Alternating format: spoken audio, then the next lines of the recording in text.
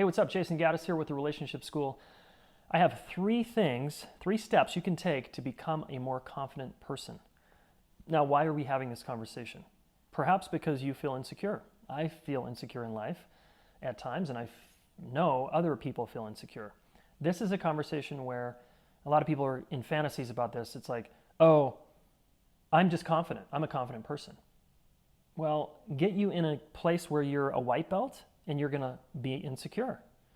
So let's be careful about broad labels like I'm a confident person, I'm an insecure person, I'm the best, I'm the worst, those kind of labels. So just let's kind of be careful of that kind of labeling, all right?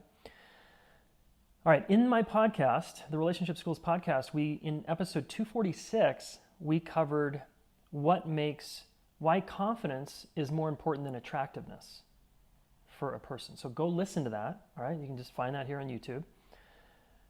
And if you don't know, if you haven't listened to that, please do. And then the next question is, well, how do I gain more confidence? Okay, and there's three really straightforward steps to gain more confidence. Now, I get that confidence is a journey. I don't become a black belt overnight, all right? It's not that simple, okay? Got it. And these concepts, these steps, are practicing a mindset that allows you to step into your confidence more. So step one is stop comparing yourself to other people. And you are going to compare yourself to other people, so I have to make a disclaimer. You're never going to be able to stop that. But it's like, watch the tendency to compare yourself to other people. Because if you're comparing yourself to them and they have a different set of values and priorities in life and a different direction in life, you're going to feel bad about yourself. You're going to feel shame. You're going to compare yourself to a fantasy of who you think you should be, and you're going to feel bad. All right, so watch the comparison and start getting some tools to work with that. Step two, get good at something and own where you're already good at something. Okay, I'm pretty good at relationships, but I'm not great at accounting. I'm not great at martial arts. I'd like to be, but if I expect myself to be a black belt when I'm really a white belt, I'm going to feel bad about myself. But if I just own the fact that I'm a white belt, I'm brand new, I'm going to have a better time in life. You know what I'm saying? So own what you're good at already. I guarantee you're good at something. And expand that confidence there. Like, really own it. You don't need to brag about it. Just own it. Like, I am good at this thing. Could be parenting, could be cooking, it could be fitness stuff, could be money, whatever your thing is that you're good at. And then if you want to be more confident in an area where you feel insecure, what do? You start to put one foot in front of the other. You become a student to try to get good at that thing. Okay, so people join the relationship school, for example, and initially they feel kind of insecure, like, oh, I've had some past failed relationships. There must be something wrong with me. And then we quickly burn through that shit because it's bullshit. And we get to a more accurate representation, which is, look, you never got taught this stuff. You got the download you got from your parents.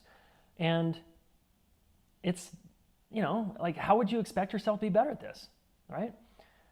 There was no class in high school or college, which is why the relationship school exists, so you can come here and learn. But if you want to be better at relationships, you start watching every video here, you listen to every podcast, and you put one foot in front of the other, and you start practicing.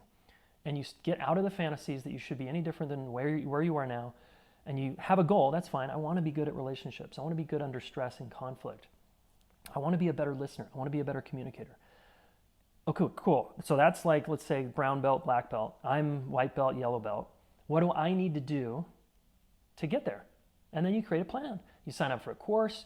You put yourself in uncomfortable social situations to get better.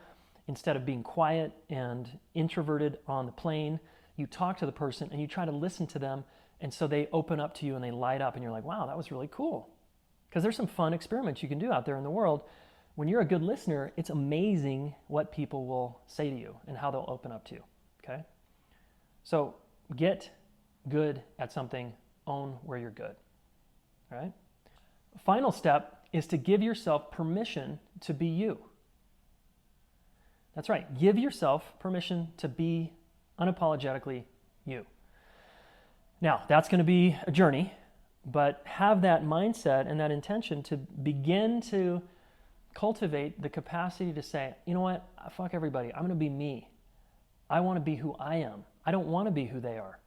Like Instagram is insane in terms of how we compare ourselves to other people.